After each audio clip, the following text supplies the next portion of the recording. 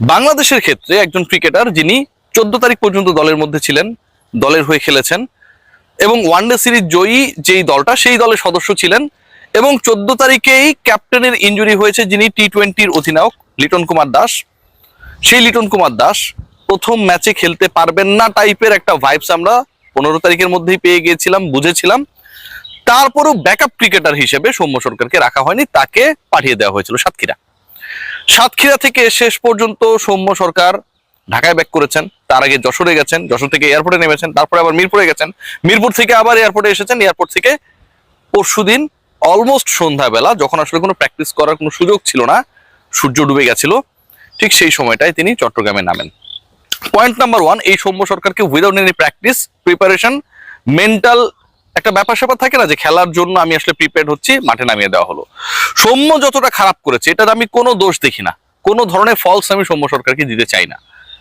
তাকে বরং অস্থির করার ক্ষেত্রে টিম ম্যানেজমেন্টের যে অপেশাদারিত্ব, এটা আমার কাছে সবচেয়ে বড়, সবচেয়ে প্রকট হয়ে যায়।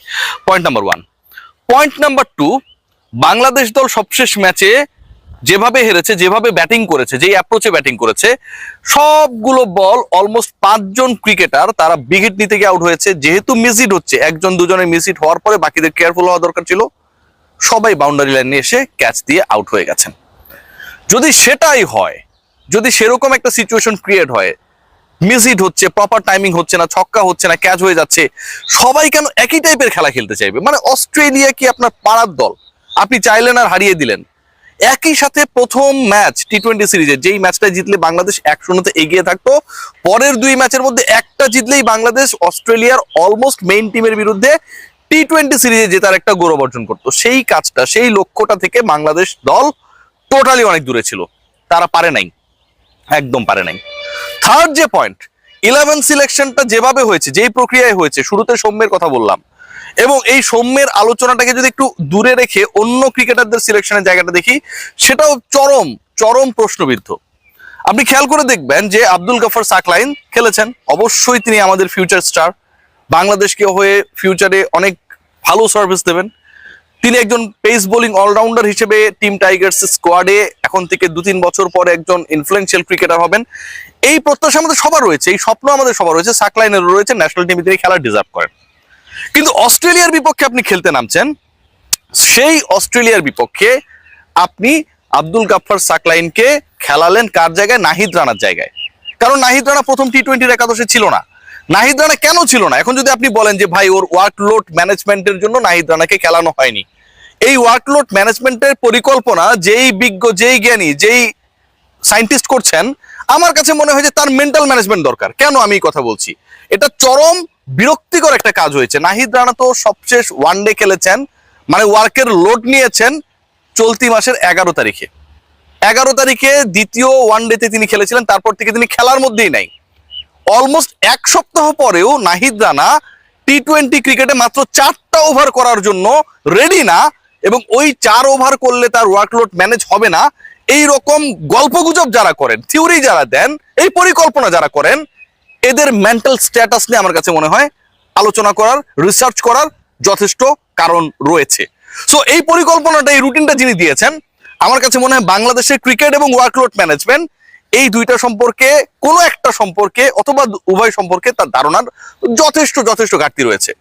আপনি প্রথম ম্যাচে নামবেন ভাই, অস্ট্রেলিয়ার বিপক্ষে প্রথম ম্যাচে নামার আগে আপনার পরিকল্পনা থাকবে, you have to ensure the presence of your best cricketers. Nahid Rana 6 দিনেও 4 ওভার বল করার জন্য ফিট হতে যদি না পারেন, তাহলে তাকে তো স্কোয়াডে রাখারই দরকার ছিল না। আমার জন্য তো সবচেয়ে ইম্পর্টেন্ট ম্যাচ হচ্ছে প্রথম ম্যাচ। নাহিদ রানা নাই, গাফফার সাকলাইনকে আপনি খেলিয়ে দিলেন, আমার সাকলাইনকে নিয়ে কোনো আপত্তি নাই, কিন্তু এরকম অল ইম্পর্টেন্ট ম্যাচে আপনি যখন এরকম একটা রিপ্লেসমেন্ট করবেন, এবং আগের ওয়ানডেতে না খেলা 6 দিন 7 দিনের বিশ্রামে থাকা একজন ক্রিকেটার 4 ওভার বল করতে পারবে, সেই কনফিডেন্স আপনার মধ্যে থাকবে না, আপনি তাহলে ভুয়া নীতি নির্ধারক, আপনি প্রপার জিনিসটা নিয়ে আসলে খুব বেশি কনসার্নই না। থার্ড যে পয়েন্ট, এটা আরো ভয়াবহ, নাহিদ রানা খেললেন না, এবং এই নাহিদ রানা না খেলার কারণে আমরা যদি খেয়াল করে দেখি, বাংলাদেশের বোলিং ডিপার্টমেন্টটা আসলে ওই রকম ক্লাসি ছিল না। অথচ অস্ট্রেলিয়ার বিপক্ষে বাংলাদেশ যখন প্রথম ওয়ানডেটা জিতলো 21 বছর পর মিরপুর শেরেবাংলা স্টেডিয়ামের স্পোর্টিং উইকেটে, সেখানটায় কিন্তু নাহিদ রানা আলটিমেটলি সবচেয়ে ট্রাবলসাম ক্যারেক্টার হয়ে গিয়েছিল, সেই ক্যারেক্টারকে আমরা অ্যাবসেন্ট রেখে প্রথম টি-20 খেলতে নামলাম। আরেকটা গুরুত্বপূর্ণ পয়েন্ট নাম্বার 4, খেয়াল করে দেখুন যে অস্ট্রেলিয়ার বিপক্ষে সবশেষ টি-20 ওয়ানডে সিরিজের সবচেয়ে সাকসেসফুল ব্যাটার কে ছিলেন, সবচেয়ে তাদের বোলিং অ্যাটাকার এগেনস্টে সবচেয়ে স্মুথ কে ছিলেন, strike rate according to the situation K better maintain করেছেন, একজন ক্রিকেটারের নাম আসবে ভাই, নট ইভেন তাওহিদ হৃদয়। তাওহিদ হৃদয় প্রথম ম্যাচে কিছুটা স্লো ছিলেন, সেই ক্রিকেটারটার নাম হচ্ছে মোসাদ্দেক হোসেন সৈকত। 70 বলে 86, 14 বলে সম্ভবত 19 করলেন পরেরটায়, তারপরের ম্যাচেও হচ্ছে 110+ স্ট্রাইক রেটে ব্যাট করলেন। এখন এই same Australian bowling attack almost যারা টি-20তে এখানটায় রয়েছে, অ্যালিস রয়েছে এখানটায়, জ্যাম্পার রয়েছে এখানটায়, এই একই বার্টলেট রয়েছে, বোলিং অ্যাটাকের বিপক্ষে যেই ক্রিকেটারটা 7 দিন আগে, 4 দিন আগে, 5 দিন আগে অসাধারণ পারফরমেন্স করলেন, টুর্নামেন্টের সিরিজের সেরা ক্রিকেটার ছিলেন, তিনি টি-20 সেটআপের মধ্যে কেন আসতে পারলেন না?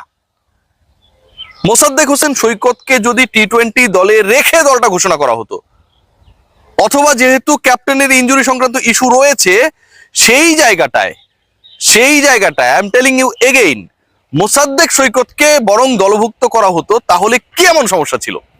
তিনি ফর্মে রয়েছেন, এই একই বোলিং অ্যাটাকের বিপক্ষে সাকসেসফুল ছিলেন, সবশেষ শর্টার ভার্সনের সিরিজে তিনি সিরিজের সেরা ক্রিকেটার ছিলেন, আপনি তাকে কোনোভাবেই বিবেচনা করলেন না, যিনি নিজে একজন বোলিং অপশন। বাংলাদেশ দলের পরিকল্পনা যারা করে এবং এই পরিকল্পনা করার ক্ষেত্রে যাদেরকে এই মুহূর্তে প্রেসিডেন্ট তামিম ইকবাল পূর্ণ 100%, 200%, 1000% স্বাধীনতা দিয়ে রেখেছে, আমার কাছে মনে হয় দলটাকে ডুবানোর জন্য এই সকল বস্তা পচা পরিকল্পনা এন্ড এক্সিকিউশন যথেষ্ট। প্রথম ম্যাচে বাংলাদেশ যেভাবে হেরেছে, মনে হয়েছে যে বাংলাদেশ গলি ক্রিকেটে থাকে না, যে একটা কোকা-কোলা, একটা 7-আপের বিনিময়ে যেই দল জিতবে হারবে, এইটা হচ্ছে বাজি। বাংলাদেশের ক্রিকেটাররা যেন এরকম একটা বাজি খেলতে নেমেছিল, সবাই ছক্কা মারার চেষ্টা করছে, একবার ধরার কেউ চেষ্টা করছে না, দলের কোনো ডেপথ ছিল না, 11 সিলেকশন করা হয়েছে বেস্ট ক্রিকেটারদেরকে বাইরে রেখে, স্কোয়াড দেওয়া হয়েছে যে ক্রিকেটার পারফর্মার তাকে বাইরে রেখে, এরকম একটা দল এত আয়েসি ভঙ্গিতে, উদাসী ভঙ্গিতে যখন অস্ট্রেলিয়ার মতো একটা দলের বিপক্ষে জয়ের স্বপ্ন দেখবে, সেটা কি আসলে প্রপার হতে পারে? সো আলটিমেটলি তো মোসাদ্দেক সৈকত নেই। পরের ম্যাচের 11-এ আমি যতটুকু দেখছি যে দুটা গুরুত্বপূর্ণ পরিবর্তন আসবে। একটা হচ্ছে either Liton Kumar Das will be back, এটা 50-50 রয়েছে এখন পর্যন্ত যে লিটন খেলবে কি খেলবে না, না খেললে আমি যতটুকু জানতে পেরেছি নুরুল হাসান সোহান উইল বি দ্য পার্ট, কারণ তাকে তো আপনি কিপার ব্যাটার হিসেবেই নিয়েছেন, so keeper batter will be the replacement of a keeper batter. So Mosaddek Liton Kumar দাসের জায়গায় সম্ভবত নুরুল হাসান সোহানকে দেখা যেতে পারে। এবং এই যে নাহিদ রানাকে নিয়ে আমরা এত আলোচনা করছি, আমার কাছে মনে হয় যিনি ওয়ার্কলোড ম্যানেজমেন্টের পরিকল্পনা দিয়েছেন, তার পরিকল্পনা নাহিদ রানা আরো 2 ম্যাচ পরে খেললে ভালো হয়, তো ওইটা আর হবে না। নাহিদ রানা যদি সব ঠিকঠাক থাকে, পরের ম্যাচে বাংলাদেশের 11-এ তাকে দেখা যাবে। আর বাকি যারা 9 জন ছিলেন, ওই 9 জনই থাকবেন, কারণ বোলিং অ্যাটাকে শরীফুল, তাসকিন তারা দুজনই থাকবেন, নাহিদ রানা থাকবেন, শাক মাহাদি থাকবেন, এবং স্পিন ডিপার্টমেন্টে আমরা যেটা দেখেছি এটাতে আসলে বড় কোনো পরিবর্তন আসছে না। ব্যাটিং ওয়াইজ বাংলাদেশ দল যেরকমটা ছিল ওরকমটাই থাকবে।